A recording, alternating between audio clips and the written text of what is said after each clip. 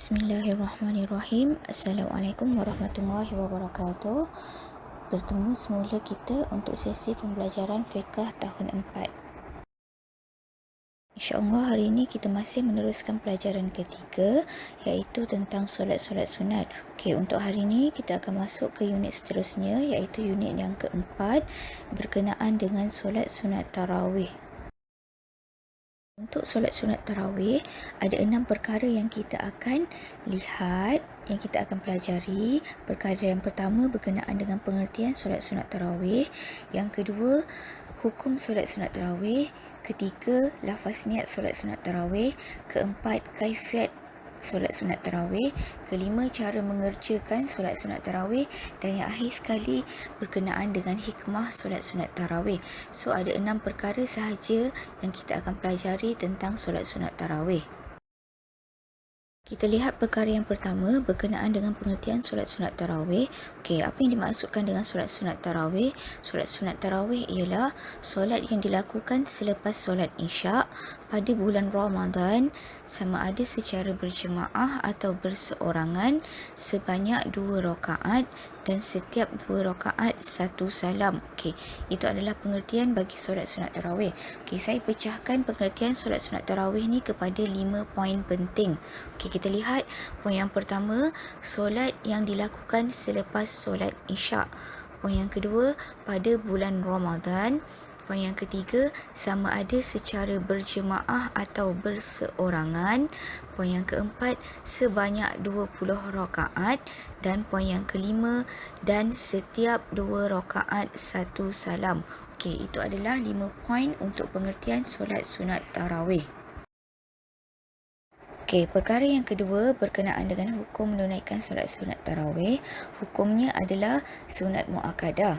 Apa yang dimaksudkan dengan sunat muakkadah? Sunat muakkadah adalah sunat yang dituntut ataupun sunat yang digalakkan untuk dilakukannya.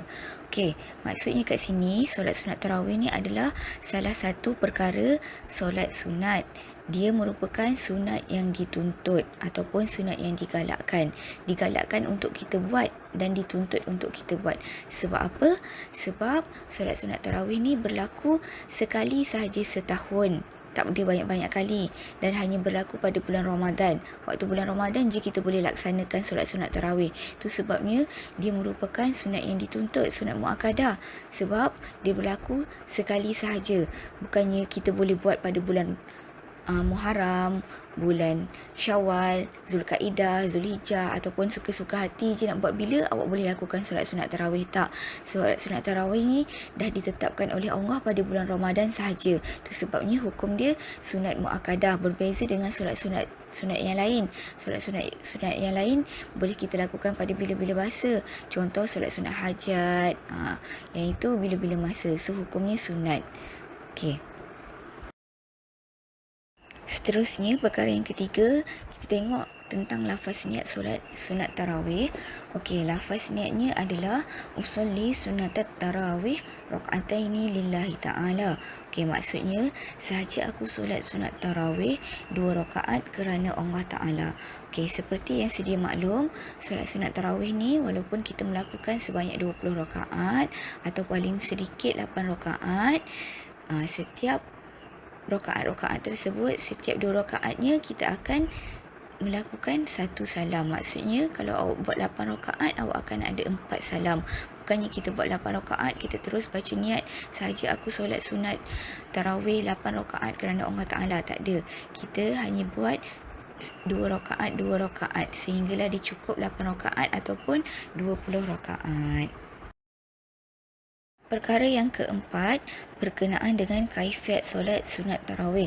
Okey, kaifiat ni terbahagi kepada 2, iaitu rakaat pertama dan rakaat yang kedua. Sebab kita melakukan solat sunat tarawih ni 2 rakaat dengan 1 salam. So kita akan lihat rakaat pertama dengan rakaat kedua sahaja.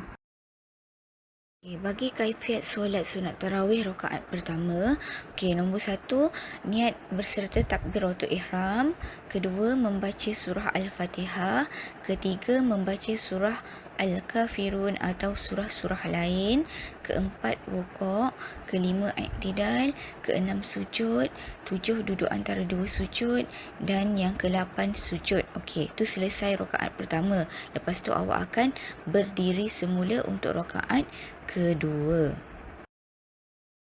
Okey, bagi kaifiat solat sunat tarawih rakaat kedua pula, yang pertama membaca surah Al-Fatihah, kedua membaca surah Al-Ikhlas atau surah-surah lain, ketiga rukuk, keempat i'tidal, kelima sujud, keenam duduk antara dua sujud, yang ketujuh sujud, ke-8 duduk dan membaca tahiyat akhir, dan yang ke-9 akhir sekali salam, iaitu memberi salam. Okey, maka selesailah 2 rakaat. Okey, dah habis 2 rakaat ni, nak buat rakaat yang ketiga, keempat, bangun pula seterusnya. Niat balik dengan lafaz niat 2 rakaat tersebut. Lepas tu lakukan rakaat pertama dan rakaat kedua, ulang-ulang semula. Okey, perkara seterusnya iaitu perkara yang kelima. Kita tengok cara mengerjakan solat sunat tarawih. Okey, yang pertama, waktu mengerjakannya bermula selepas solat isyak. Okey, maksudnya kita nak lakukan solat sunat tarawih ni selepas kita dah solat isyak. Okey, yang kedua, solat sunat tarawih dilakukan setiap 2 rakaat 1 salam. Okey, maksudnya kat sini setiap 2 rakaat tu 1 salam, macam yang saya jelaskan sebelum ni. Kalau awak nak buat 8 rakaat, setiap 2 rakaat awak akan lakukan 1 salam. Kalau 8 rakaat adalah 4 salam. Kalau buat 20 rakaat ada 10 salam, sebab 2 rakaatnya 1 salam. Setiap 2 rakaat kita akan buat dengan 1 salam. Okey, yang last sekali, perkara yang ketiga, solat sunat tarawih dilakukan hanya pada bulan Ramadan. Okey, maksudnya macam yang saya jelaskan sebelum ni, solat sunat tarawih ni hanya boleh dilakukan pada bulan Ramadan. Bulan-bulan lain tak boleh. Allah dah tetapkan solat sunat tarawih waktunya adalah pada bulan Ramadan sahaja. Okey, last sekali kita tengok tentang hikmah solat sunat tarawih. Pertama, menjadikan badan sihat dan cergas. Yang kedua, mendapat pahala yang besar. Yang ketiga, melatih diri bersatu padu dan bekerjasama. Okey, yang pertama, menjadikan badan sihat dan cergas. Okey, maksudnya kat sini kalau kita lakukan solat sunat tarawih ni, kita akan dapat badan yang sihat dan cergas. Sebab apa? Sebab solat sunat tarawih ataupun mana-mana solat merupakan satu exercise ataupun latihan kepada tubuh badan.